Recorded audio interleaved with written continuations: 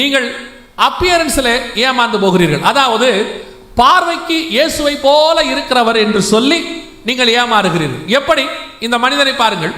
இவரை ஏன் இயேசுவாக அவர்கள் ஏற்றுக்கொண்டார்கள் என்பதற்கு ஒரு காரணம் என்னவென்றால் அவருடைய அப்பியரன்ஸ், அதாவது அவர் தோற்றத்திற்கு பார்ப்பதற்கு இயேசுவை போல இருக்கிறார். இதில் ஆச்சரியமான விஷயம் என்னவென்றால் இதுவரைக்கும் இயேசுவினுடைய ஒரிஜினல் புகைப்படமோ இயேசுவை குறித்து வரையப்பட்டதான எந்த ஒரு சித்திரமோ இயேசுவை குறித்ததான அவர் காலத்தில் ஏற்படுத்தப்பட்டதான எந்த ஒரு சிலையோ இன்னைய வரைக்கும் பூமியில் கிடையாது. இயேசு எப்படி இருப்பார் என்று இதுவரைக்கும் யாருக்கும் தெரியாது. அவர் 2000 வருடங்களுக்கு முன்பாக வாழ்ந்ததான ஒரு தெய்வம். அவருடைய எந்த ஒரு உருவத்தையோ சிலையையோ சிற்பத்தையோ விட்டு போகவில்லை. அதற்கான எந்த அடையாளம் அகழ்வாராய்ச்சியிலேயோ வேற எதிலேயோ கிடைக்கவும் இல்லை.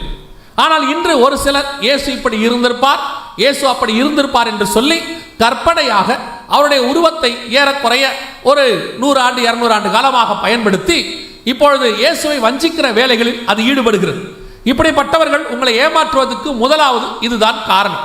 அதனால தான் நாங்கள் ஆவிக்குரிய சபைக்கு வரும் பொழுது நாங்கள் சொல்லக்கூடியதான முதலாவது ஒரு ரிக்வெஸ்ட், ஹம்பிள் ரிக்வெஸ்ட் என்னவென்று சொன்னால், உங்கள் வீடுகளிலே இயேசுநாதருடைய புகைப்படமோ சிலையோ அல்லது சித்திரமோ ஏதாகிலும் இருந்தால் தயவு செய்து அதை அப்புறப்படுத்தி விடுங்கள் என்று சொல்லுகிறோம். காரணம், நாங்கள் இயேசுநாதரை கனவீனப்படுத்துகிறோம் என்று அல்ல, நீங்கள் தவறான ஒருத்தருடைய புகைப்படத்தை இயேசு என்று நினைத்து உங்கள் வீட்டில் வைத்துக் கொண்டிருக்கிறீர்கள்.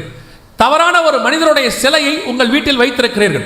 இயேசு இப்படித்தான் இருப்பார் என்று எந்த இடத்திலும் அந்த டிஸ்கிரிப்ஷன் எந்த இடத்திலும் இல்லை. வேதத்தில் சொல்லப்பட்ட இயேசுவுக்கும் உங்கள் வீடுகளிலே நீங்கள் பார்க்கிற சித்திரங்களில் இருக்கிற இயேசுவுக்கும் எந்த விதமான சம்பந்தமும் இல்லை. அது மாத்திரமல்ல, இப்படிப்பட்ட காரியங்கள் உங்கள் வீடுகளிலே தேவையில்லாத பிரச்சனைகளையும் ஏற்படுத்துவதற்கு வாய்ப்பு இருக்கிறது. சமீபத்தில் நடந்த ஒரு சம்பவம், நாங்கள் ஒரு மனிதரை பார்க்க சென்றிருந்தோம்.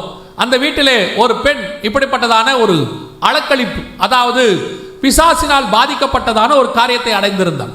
அவரிடத்தை பார்க்க சென்றிருந்த போது அவளை அந்த ஊழியக்காரர், என்னோடு கூட வந்திருந்த ஒரு மனிதர், அவளை டெலிவரன்ஸ், அதாவது விடுதலைக்காக ஒரு ஜெபம் செய்தார். அவளுக்குள்ள இருந்து அந்த பிசாசு புறப்பட்டு நேராக போய் அங்கே இருக்கக்கூடிய ஒரு சித்திரத்தின் பக்கத்தில் அது விழுந்து விட்டது. அப்பொழுது எழுப்பி அந்த மகளை கேட்டோம், நீ ஏன் இங்கே வந்து விழுந்தாய்? ஏன் நாங்கள் வேற ரூம்ல ஜெபிச்சுட்டு இருக்கிறோம், நீ இங்கே வந்து ஏன் விழுந்த என்று கேட்டபோது அந்த பெண் சொன்னதானது, இது இயேசுநாதர் சிலை அல்லவா, நான் டெய்லி இதை கும்பிட்டு கொண்டிருப்பேன் என்று சொல்லி. இங்கேதான் பிரச்சனை வருகிறது. இயேசுநாதர் சிலையிலும் இல்லை, இயேசுநாதர் சித்திரத்திலும் இல்லை, இயேசுநாதர் உயிரோடு கூட நம்முடைய இருதயத்துக்குள்ளே வாசம் பண்ணி கொண்டிருக்கிறார் என்று வேதம் சொல்லுகிறது. தேவனை உள்ளே விட்டு நீங்கள் வெளியே தேடுகிறீர்கள். அதனால தான் அவரை உங்களால் கண்டுபிடிக்க முடியவில்லை. இன்னைக்கு நம் நாட்களில் அநேகர் இந்த தவறை செய்கிறோம். இயேசு கிறிஸ்து நமக்குள்ளே வாசம் பண்ணுகிற தேவனாய் இருக்கிறார்.